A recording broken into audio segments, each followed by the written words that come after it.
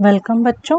आज हम class 9th के साइंस में चैप्टर नंबर 3 में हम अपना अगला टॉपिक कवर करेंगे और वो है आयंस। ठीक है, आयंस क्या होते हैं ये टॉपिक आज हम पढ़ेंगे। आयंस को पढ़ने से पहले हमें चार्ज के बारे में जानना चाहिए। ठीक है, कि चार्ज क्या होता है। ओके, चार्ज को हिंदी में कहते हैं आवेश। ओके, तो हमें पता है आवेश जो है वो दो प्रकार के होते हैं। ठीक है, एक प्लस चार्ज और एक माइनस चार्ज। इससे हम कह सकते हैं पॉजिटिव और नेगेटिव चार्ज। ठीक है, पॉजिटिव चार्ज को हिंदी में क्या कहते हैं? धनात्मक आवेश। ठीक है, और नेगेटिव चार्ज को इंग्लिश में क्या कहते हैं? ऋणात्मक आवेश। ठीक है, आपको समझ में आ गया। तो वो अब यहाँ पर आयन क्या होते हैं, आप आवेश समझ गए। अब कुछ ऐसे परमाणु होते हैं ना, एटम्स होते हैं। ठीक है, मान लीजिए ये आपका एटम है, तो कुछ ऐसे एटम्स होते हैं जिनके ऊपर चार्ज होता है, आवेश होता है। या तो वो उनके ऊपर प्लस चार्ज होगा या फिर उनके ऊपर माइनस चार्ज होगा। ठीक है, तो ऐसे परमाणुओं को हम कहते हैं आयंस। ठीक है, तो कोई भी परमाणु जिसके ऊपर या तो प्लस चार्ज है या माइनस चार्ज है, ठीक है, इसे हम कहेंगे कि वो एक आयन है। दूसरे शब्दों में वो एक आवेशित कण है। ठीक है, समझ में आ गया सबको। अब ये जो एटम्स होते हैं, आप सभी लोग जानते हैं कि जो हमारा एटम है, ठीक है, जिसे हम हिंदी में परमाणु कहते हैं, ठीक है, वो किससे किससे मिलके बना है? इलेक्ट्रॉन से, प्रोटॉन से और न्यूट्रॉन से। ठीक है, समझ में आ गया। अब इलेक्ट्रॉन पे हमें पता है कौन सा आवेश होता है? माइनस। प्रोटॉन पे कौन सा आवेश होता है? प्लस। और न्यूट्रॉन जो है उस पे कोई आवेश नहीं होता है, नो चार्ज। इसीलिए इसे हिंदी में कहते हैं उदासीन यानी न्यूट्रल। इसी न्यूट्रल से इसका नाम न्यूट्रॉन पड़ा। ठीक है, और हम ये भी जानते हैं कि हमारा एटम दिखता कैसा है। ठीक है, हमें पता है कि जो हमारा एटम होता है यानी जो परमाणु होता है, उसके बीच में एक नाभिक होता है। नाभिक मतलब न्यूक्लियस। ठीक है, न्यूक्लियस जिसे हम क्या कहते हैं हिंदी में? नाभिक। ठीक है, नाभिक होता है। वो नाभिक के अंदर कौन कौन से कण होते हैं? इस नाभिक के अंदर प्रोटॉन और न्यूट्रॉन रहते हैं। ठीक है, और इस नाभिक के बाहर जो है एक निश्चित गोलाकार कक्षाओं में जो है इलेक्ट्रॉन्स क्या करते हैं? चक्कर लगाते हैं। ठीक है, समझ में आ गया सबको। तो अब ये देखिए, ये इलेक्ट्रॉन्स हैं। ठीक है,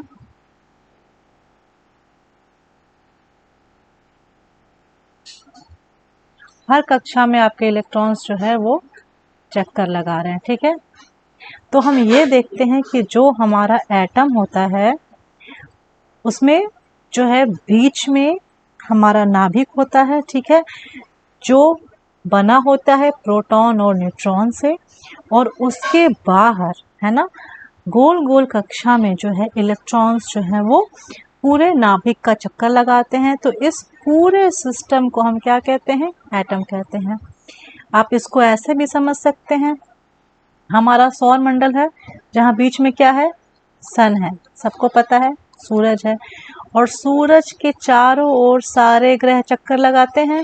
सबसे पहले मरकरी, ठीक है, वीनस, उसके बाद मार्स, फिर हमारी फिर हमारी अर्थ आती है। ठीक है, इस तरह से बहुत सारे जो है प्लैनेट्स हैं जो चक्कर लगाते हैं हमारे सन का। तो हम कह सकते हैं कि जो हमारा सन है वो हमारे सोलर सिस्टम का सेंटर हो गया, और बाकी सारे प्लैनेट्स उसका चक्कर लगाते हैं। तो हम सन को क्या मान लेते हैं? न्यूक्लियस। ठीक है, और जो ये प्लैनेट्स चक्कर लगा रहे हैं गोल गोल, वो हो गए हमारे इलेक्ट्रॉन्स। ठीक है, तो हम कह सकते हैं कि हमारा जो सोलर सिस्टम है उसका मॉडल हमारे एटम जैसा है, या फिर हमारा जो एटम है उसका मॉडल हमारे सोलर सिस्टम जैसा है। ठीक है, समझ में आ गया। तो सभी एलिमेंट्स के जो एटम्स होते हैं उसमें सेंटर में न्यूक्लियस होता है जो प्रोटॉन और न्यूट्रॉन से बना होता है, और बाहर इलेक्ट्रॉन होता है। ठीक है, अब न्यूक्लियस जो है हमारा वो प्लस चार्ज होता है। प्लस चार्ज क्यों होता है? क्योंकि सपोज करिए ये हमारा न्यूक्लियस है, इसमें कौन है, प्रोटॉन और न्यूट्रॉन दोनों साथ में रहते हैं। अब प्रोटॉन पे कौन सा चार्ज होता है, प्लस चार्ज, न्यूट्रॉन पे कौन सा चार्ज होता है, कोई चार्ज नहीं। तो फाइनली क्या चार्ज हुआ न्यूक्लियस का, प्लस चार्ज, ठीक है। तो प्रोटॉन के चार्ज की वजह से ही हमारा जो न्यूक्लियस होता है वो पॉजिटिव चार्ज होता है, धनावेशित होता है, ठीक है। लेकिन जो हमारा एटम होता है, जनरली जो एलिमेंट्स के एटम होते हैं वो न्यूट्रल होते हैं। उन पे हम, कभी आपने टेबल में देखा है H+ लिखा हुआ, Cl- नहीं, आप जनरली एलिमेंट्स को हाइड्रोजन, ऑक्सीजन, कार्बन ऐसे पढ़ते हैं ना, आयंस के रूप में नहीं पढ़ते, क्योंकि इस पॉजिटिव चार्ज को बैलेंस करने के लिए बाहर इलेक्ट्रॉन्स घूमते रहते हैं, ठीक है। तो जितने इलेक्ट्रॉन्स बाहर रहते हैं उतने ही प्रोटॉन्स हमारे न्यूक्लियस के अंदर रहते हैं, ठीक है। तो हमेशा और हमेशा एक एटम में इलेक्ट्रॉनों की संख्या प्रोटॉनों की संख्या के बराबर होती है, ठीक है। हमेशा जितने इलेक्ट्रॉन्स बाहर चक्कर लगा रहे होंगे उतने ही प्रोटॉन्स नाभिक में रहते हैं, ठीक है। तो इस तरह से हम कह सकते हैं कि हमारा इलेक्ट्रॉन जो है माइनस चार्ज होता है और ये प्लस चार्ज, ठीक है। दोनों आपस में एक दूसरे को कैंसिल करते हैं, चार्ज को प्लस माइनस को कैंसिल करता है और फिर फाइनली हमारा एटम जो है वो न्यूट्रल हो जाता है, ठीक है। लेकिन अगर कभी ऐसा हो कि हमारे एटम से जो है इलेक्ट्रॉन कम हो जाए, इलेक्ट्रॉन कम हो जाएंगे तो जाहिर सी बात है कि प्रोटॉन की संख्या ज़्यादा रहेगी, है ना, तो हमारा एटम प्लस चार्ज हो जाएगा। और अगर ऐसा हो कि इलेक्ट्रॉन ज़्यादा हो जाए तो प्रोटॉन की संख्या कम हो जाएगी, तो हमारा एटम क्या हो जाएगा, माइनस चार्ज हो जाएगा, ठीक है। तो इस ऐसे केसेस में क्या होता है कि इसी को हम आयन कहते हैं। जब हमारे एटम में जो इलेक्ट्रॉन की संख्या है अगर वो ज़्यादा हो जाती है तो वो हो जाता है, हमारा एटम क्या हो जाता है, माइनस चार्ज, ऋणावेशित। और जब हमारे एटम में इलेक्ट्रॉन की संख्या घट जाती है तो वो एटम हो जाता है धनावेशित, क्योंकि इलेक्ट्रॉन घटता है तो प्रोटॉन की संख्या क्या होती है, वो ज़्यादा रहती है, ठीक है। अब इस चीज़ को हम आगे और अच्छे से समझेंगे। अभी हम फिलहाल, आपको आयन समझ में आ गया कि आयन क्या होता है। आयन बस ऋणावेशित आयन, जिसको हम निगेटिव चार्ज करें तो उसे हम हिंदी में ऋणायन कहते हैं और इंग्लिश में एनायन, ठीक है। और पॉजिटिव चार्ज को कैटायन, ठीक है। अब यहाँ पे आपके बुक में एग्जाम्पल दिया हुआ है NaCl का, ठीक है।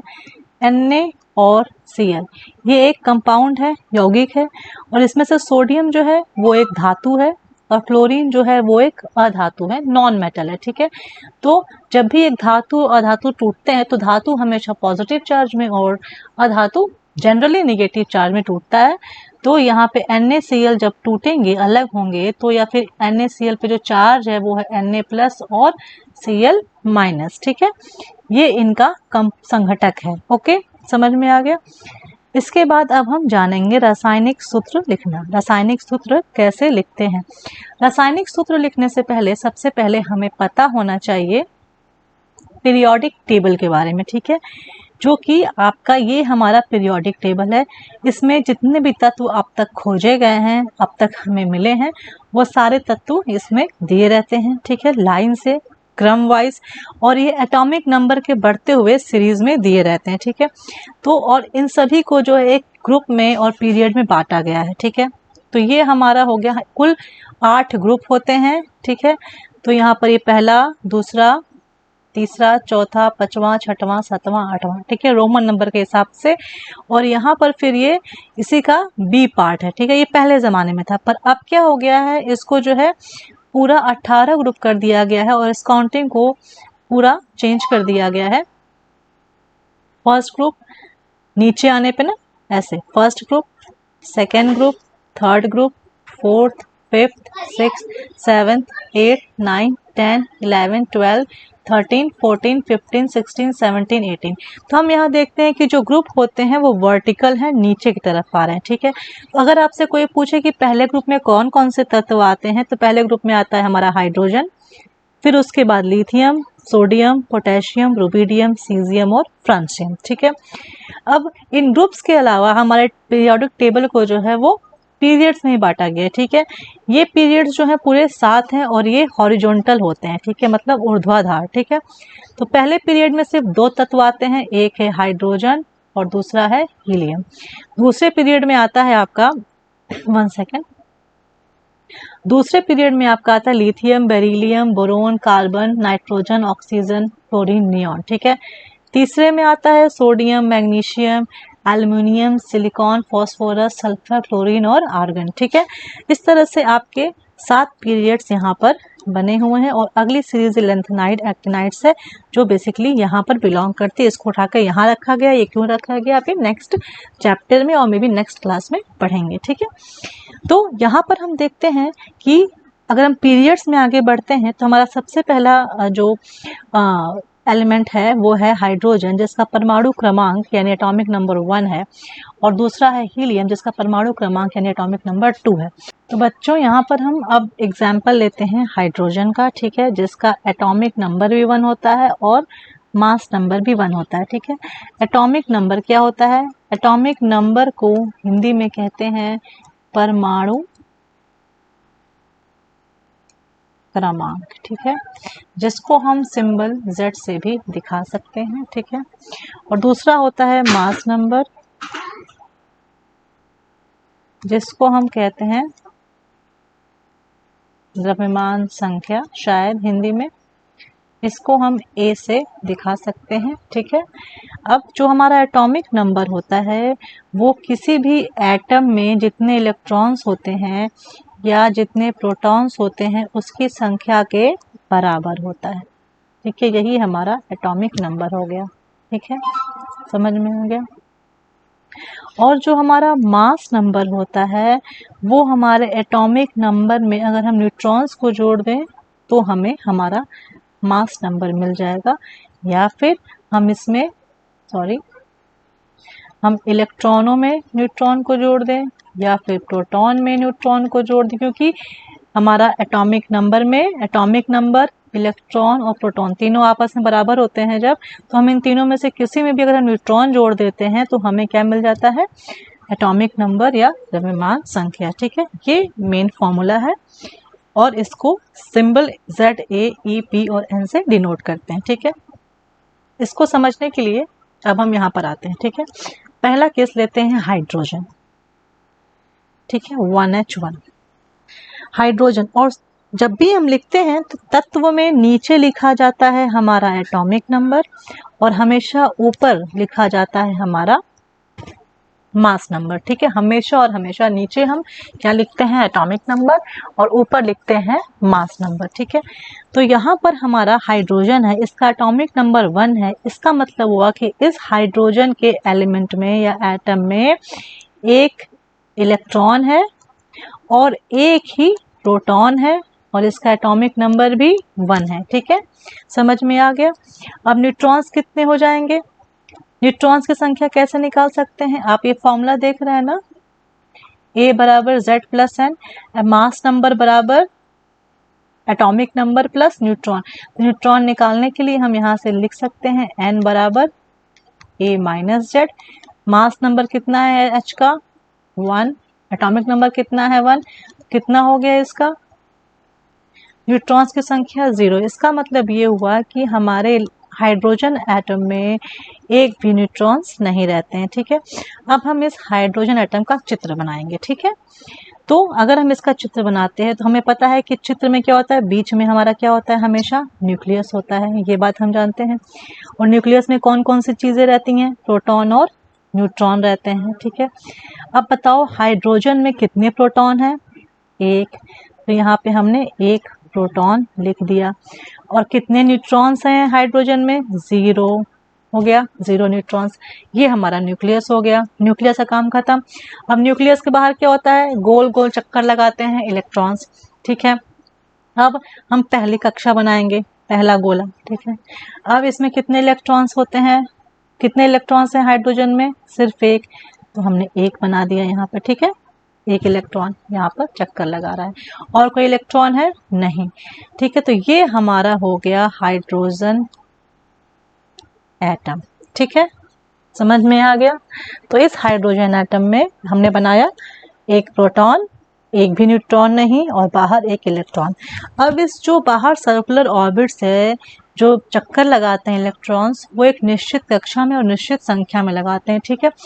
सबसे पहली जो कक्षा जो ये सर्कुलर ऑर्बिट्स है ना, गोलाकारी जो पथ है, इसको हम ऑर्बिट्स कहते हैं।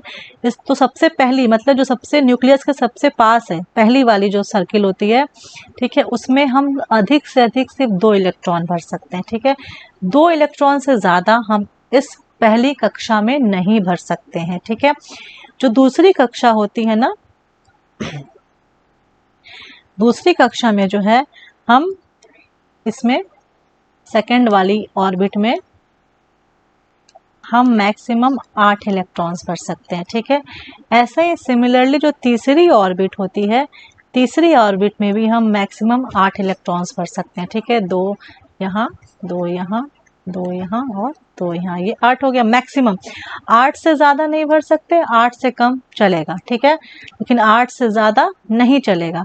और पहली वाली ऑर्बिट में 2 से ज़्यादा नहीं चलेगा, 2 से कम रहेगा तो चलेगा। ठीक है, तो ये रूल है। ठीक है, तो इसका सिंपल सा रूल है यहाँ पर 2, 8, 8, 18। ठीक है, अभी फिलहाल इसे मैजिक नंबर कहते हैं। ठीक है, ये हमारा, आप अभी अपने क्लास के हिसाब से इतना ही याद रखिए। ठीक है, 2, 8, 8, 18। ठीक है, तो पहली ऑर्बिट में जो न्यूक्लियस के पास होती है उसमें सिर्फ 2 इलेक्ट्रॉन, दूसरी ऑर्बिट में 8 इलेक्ट्रॉन और तीसरी ऑर्बिट में 8 इलेक्ट्रॉन और चौथी ऑर्बिट में 18 इलेक्ट्रॉन। ठीक है, समझ में आ गया।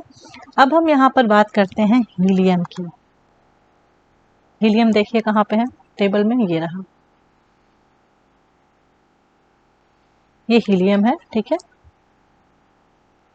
हीलियम का एटॉमिक नंबर देखो क्या है, 2, मास नंबर 2। ठीक है, तो हम यहाँ पे अब हीलियम का बनाते हैं। Okay, helium atomic number 2, sorry mass number is 4। ठीक है, यहाँ पे आई एम सो सॉरी, इसके लिए दोनों एटॉमिक नंबर ही किया 4। ठीक है, राउंड ऑफ फिगर में ले रहा है, वो तो एटॉमिक नंबर दिया है, एटॉमिक मास दिया है। ठीक है, 4। अब ये हो गया आपका एटॉमिक नंबर और ये हो गया आपका मास नंबर। ठीक है, अब कितने इलेक्ट्रॉन्स हैं हीलियम में? सिंपल सी बात है, अगर हीलियम का एटॉमिक नंबर 2 है तो इसमें इलेक्ट्रॉनों की संख्या भी 2 ही होगी और प्रोटॉन की संख्या भी 2 ही होगी। ठीक है, ये हो गई एक चीज। अब इसका एटॉमिक नंबर कितना है हीलियम का? 4। 4 है तो न्यूट्रॉन कितने हो जाएंगे? A माइनस जेड, 4 माइनस 2 कितने हो गए? 2। यानी कि न्यूट्रॉन की संख्या कितनी हो गई? 2 हो गई। अब हम इसका बनाते हैं एटम। ठीक है, हमें पता है एटम में सबसे पहले होता है न्यूक्लियस। न्यूक्लियस में अब क्या होता है? प्रोटॉन्स और न्यूट्रॉन्स। तो हीलियम के न्यूक्लियस में कितने प्रोटॉन्स हैं यहाँ पर? 2। तो हमने यहाँ 2 प्रोटॉन रख दिए। ठीक है, और कितने न्यूट्रॉन्स हैं यहाँ पर? 2। तो हमने यहाँ पे 2 न्यूट्रॉन्स भी रख दिए, कोई चार्ज नहीं है इसलिए। अब इसके बाहर हम क्या लगाएंगे? इलेक्ट्रॉन्स। अब हमने इसकी पहली ऑर्बिट बनाई, ये हमारी पहली ऑर्बिट है। ठीक है, और इस पहली ऑर्बिट में कितने इलेक्ट्रॉन्स हैं यहाँ पर हीलियम में? 2। और पहली ऑर्बिट में 2 से ज़्यादा इलेक्ट्रॉन्स हम रख भी नहीं सकते, 2 इलेक्ट्रॉन्स होकर चक्कर लगा रहे हैं। ठीक है, ये हमारा हो गया हीलियम एटम। ठीक है, जिसमें से ये इसका है न्यूक्लियस और ये इलेक्ट्रॉन्स है। ठीक है, समझ में आ गया? Very good. ये इसलिए ऐसा बता रही हूँ मैं आप लोग को ताकि आगे चल के आपको ज़्यादा प्रॉब्लम ना हो। ठीक है, नेक्स्ट हमारा आता है एलिमेंट इज लिथियम। ठीक है, लिथियम में देखिए एटॉमिक नंबर 3 है और मास नंबर इज 7 सॉरी। ठीक है, अब हम लिथियम का बनाते हैं लिथियम। ठीक है, लिथियम में है हमारा एटॉमिक नंबर 3 और मास नंबर 7। ठीक है, तो अब हम यहाँ पे देख रहे हैं कि लिथियम में अगर एटॉमिक नंबर 3 है तो इलेक्ट्रॉन की संख्या कितनी होगी? 3। प्रोटॉन की संख्या कितनी होगी? 3। न्यूट्रॉन की संख्या कितनी होगी? सिंपल सी बात है। Atomic mass number minus atomic number. Mass number कितना है हीलियम का 7, एटॉमिक नंबर कितना है हीलियम का 3, माइनस करने पे कितना आएगा 4, ठीक है। तो यहाँ पे न्यूट्रॉन की संख्या कितनी हो गई 4। अब हम इसका बनाएंगे एटम, ठीक है। एटम कैसे बनेगा, हम पहले न्यूक्लियस बनाते हैं, है ना। ये हमारा न्यूक्लियस है। न्यूक्लियस में कौन कौन रहता है, प्रोटॉन और न्यूट्रॉन।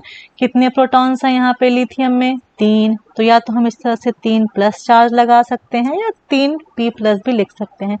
कितने न्यूट्रॉन्स है लिथियम में 4, क्योंकि हमारे न्यूक्लियस में न्यूट्रॉन्स भी रहते हैं साथ में, तो हमने यहाँ पे 4 न्यूट्रॉन्स बना दिए, ठीक है। अब हमें पता है कि अब न्यूक्लियस के बाहर जो है इलेक्ट्रॉन्स चक्कर लगाते हैं। कितने इलेक्ट्रॉन्स हैं लिथियम में 3, और हमें पता है कि हम पहली ऑर्बिट में 2 से अधिक नहीं भर सकते हैं, तो हम सिर्फ 2 ही भरेंगे, 2 से अधिक हम नहीं भरेंगे, ठीक है। तो हमने यहाँ पे पहला इलेक्ट्रॉन भरा, यहाँ पर दूसरा इलेक्ट्रॉन भरा। अब कितने इलेक्ट्रॉन्स बच गए, एक बच गया ना, 3 होते हैं, 2 हमने लगा दिए, 2 से अधिक हम पहली ऑर्बिट में नहीं भर सकते हैं। तो इसका मतलब इस चीज़ को पूरा करने के लिए हमें एक नेक्स्ट ऑर्बिट बनानी पड़ेगी। ये बन गई हमारी नेक्स्ट ऑर्बिट, और इसमें अब हम भरेंगे अपना अगला, जो बचे हुए इलेक्ट्रॉन्स होते हैं अब वो नेक्स्ट ऑर्बिट में भरे जाते हैं, ठीक है। अब हमने 2 इलेक्ट्रॉन्स जब यहाँ भर दिए तो कितने इलेक्ट्रॉन्स बचे, अब एक बचे, तो हमने इसे एक इलेक्ट्रॉन को यहाँ भर दिया। ये हो गया हमारा लिथियम एटम। समझ में आ रहा है सबको, वेरी गुड। इसी तरह से हमारा नेक्स्ट जो एलिमेंट है वो है बेरिलियम, ठीक है। बेरिलियम का एटॉमिक नंबर 4 होता है और मास नंबर 9 होता है, ठीक है। तो हम यहाँ पे बेरिलियम को भी देखते हैं एक बार।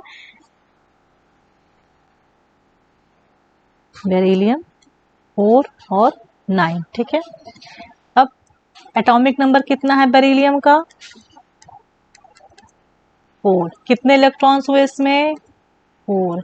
कितने प्रोटॉन्स हुए इसमें 4। कितने न्यूट्रॉन्स हुए इसमें a minus Z, means 9 minus 4 कितने हो गए 5। ओके, अब हम इसका क्या बनाएंगे यहाँ पर एटम। कैसा दिखता है इसका एटम, ओके। तो इसका एटम बनाने के लिए सबसे पहले हमें पता है कि एक न्यूक्लियस होता है ना। इस न्यूक्लियस में, एक मिनट,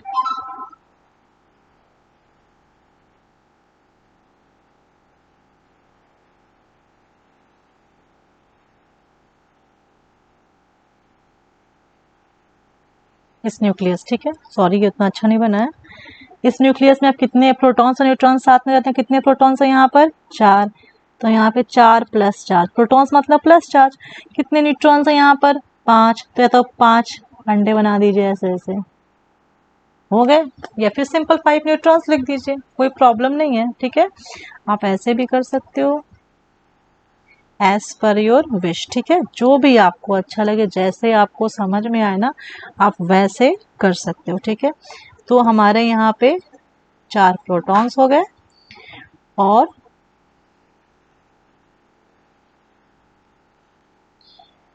5 न्यूट्रॉन्स, और हमें पता है कि इसके बाहर कौन सा सर्कल चक्कर लगाता है प्लैनेट्स की तरह से, इलेक्ट्रॉन्स। कितने इलेक्ट्रॉन्स हैं यहाँ पे बेरिलियम में 4, और पहली ऑर्बिट में हम मैक्सिमम कितने भर सकते हैं, सिर्फ और सिर्फ 2, तो हमने सिर्फ और सिर्फ 2 भर दिए, ओके। अब कितने बच गए, 4 हैं, 2 हो चुके हैं, तो 2 ही तो बचे, ठीक है। तो हमने जो है यहाँ पर फिर से अपनी एक नेक्स्ट ऑर्बिट बनाई, क्योंकि हम 2 से अधिक नहीं भर सकते, तो ऑफकोर्स हमको नेक्स्ट ऑर्बिट बनानी पड़ेगी, और नेक्स्ट ऑर्बिट में फिर हमने यहाँ पर जो बचे इलेक्ट्रॉन्स है उसको भर दिए, ठीक है। और ये हमारा हो गया बेरिलियम एटम, ठीक है।